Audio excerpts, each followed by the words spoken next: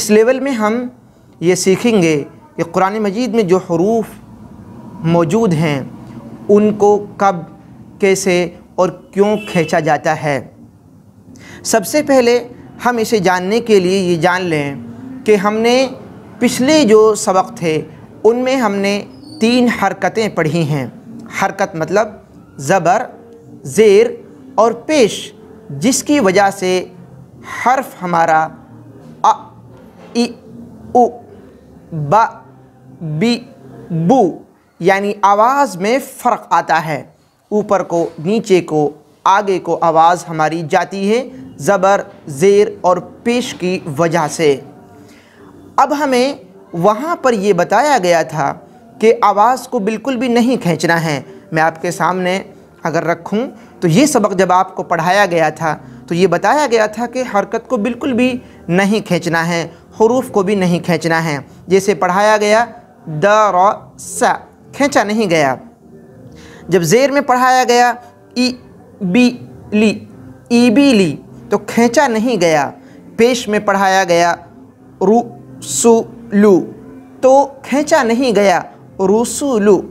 لیکن قرآن مجید میں کھینچا جاتا ہے، ہم نے قرآن مجید کو سنا ہے۔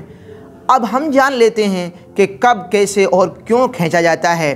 اب ہم سب سے پہلے اسے جاننے کے لیے آسان کرتے ہیں، اور آسان ہم زبر، زیر اور پیش کی جو حرکت ہے اس سے ہم عربی کی جو وویلس ہیں انہیں حروف مدہ کہا جاتا ہے، ان سے ان حرکتوں کو میچ کرتے ہیں۔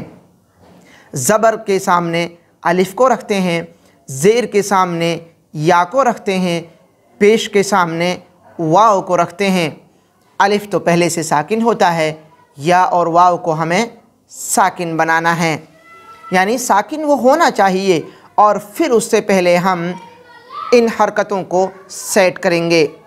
اب ہم آپ کے سامنے رنگین انداز میں دکھائیں کہ یہاں دیکھیں آپ، الف سے پہلے زبر ہے، اور اس کے بعد ہم نے تمام حروف کو آپ کے سامنے لکھ کر بتایا ہے کہ یہ لال رنگ ریڈ کلر میں یہ الف ہے، اور اس کے ساتھ ہم نے اس سے پہلے یعنی زبر، یعنی اس سے پہلے زبر کا مطلب تمام حروف پر زبر آئے، تو ہم نے تمام حروف کو لکھا اور ان کے اوپر ہم نے زبر کو لکھا ہے، اور ان کے بعد میں الف کی شکل بنائی ہے۔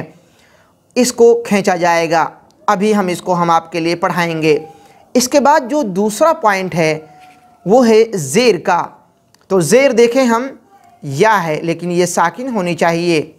اس سے پہلے زیر یعنی تمام حروف پر اگر زیر لگا دیا جائے، یعنی یا سے پہلے اگر کسی بھی حرف کے نیچے زیر آ جائے تو پھر وہ حرف مدہ ہوگا اور اسے کھینچا جائے گا، یعنی اسے ہم وویلس مانیں گے۔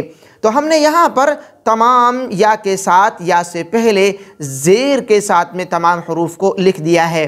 تیسرا پوائنٹ جو ہمیں یاد کرنا ہے وہ واو۔ واو ساکن ہے، اس سے پہلے پیش ہے، اس کا مطلب کسی بھی حرف پر اگر پیش آتا ہے واو ساکن سے پہلے تو ہم اسے حروف مدہ مانیں گے، یعنی واو ہم اسے وویلس میں سے مانیں گے۔